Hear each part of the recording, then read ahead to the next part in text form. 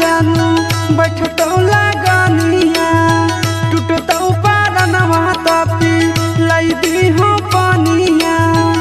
तले नस में जहरिया के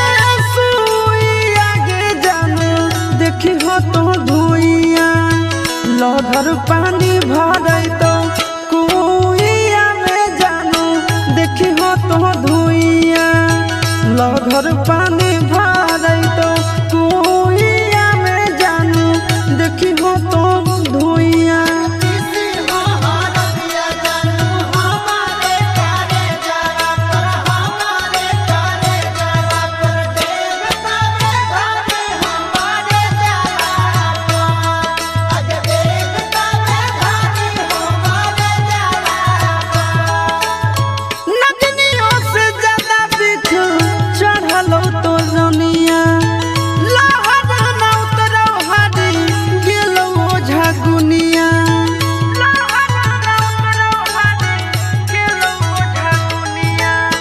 नगनियों से ज्यादा दिख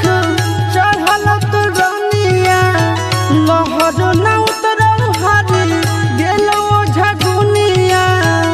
कि मरल धरल रहबौ हम भुइया में जानू देखी हो तो धुइया लहर पानी भरई तो कुइया में जानू देखी हो तो धुइया